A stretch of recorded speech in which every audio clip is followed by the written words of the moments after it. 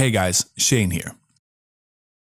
So, when we initially came up with the idea for this show, the very first thing that we did was to ask friends and family and pretty much anybody on Facebook for their dumb questions. We then took those questions and we put them to a poll and decided that the top 3 questions with the collective highest rating would be the first 3 shows of our podcast.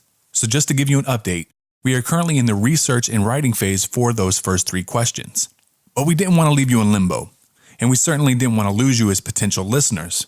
And as we say here, no question deserves to go unanswered.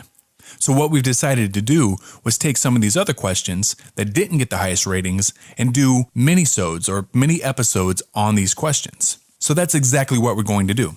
Over the next few weeks, ramping up until the debut episodes, we're going to take some of these other questions and do our best to answer them as completely and fully as possible within about a 2 or 3 minute time range.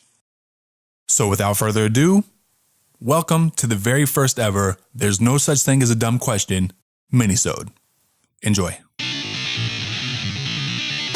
If you've seen the 2004 film White Chicks, you know that there's this really hilarious scene where Latrell, played by Terry Crews, gets into the car with Heather, one of the white chicks, and she says, "How about we listen to a little bit of music?" She then starts to insert the CD, and you hear the pianos come on.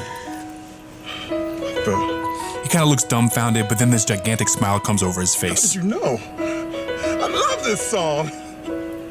It ends up being one of the funniest scenes in any movie that I've ever seen, believe it or not. There's something about the juxtaposition of how big and kind of bulky Terry Crews is, singing this very soft and effeminate song.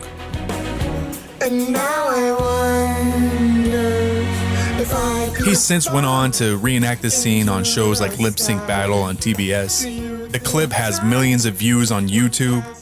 And maybe one of the reasons is because we can relate to it. This is a feeling that we've all had before. So the question is, why is it hearing your favorite song randomly feels so much more satisfying than when you play it on demand? See, the first thing you should know is that your favorite song is already attached to your memories via something called a sensory cortice.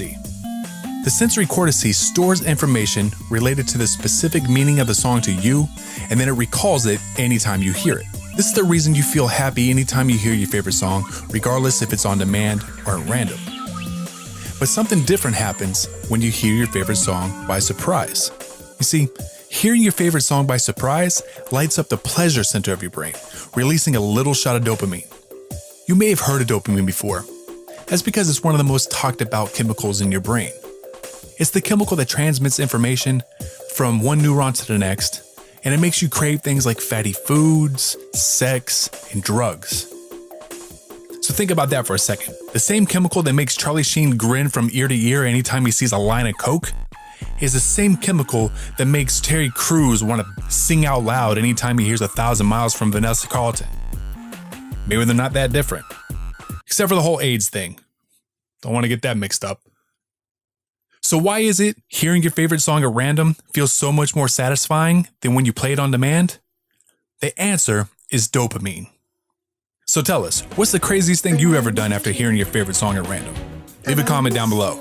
Don't forget to follow us on Facebook and Twitter. And remember, there's no such thing as a dumb question. If I could fall into the sky, do you think time would pass me by? 'Cause you know I'd walk 1,000 miles if I could just see you tonight.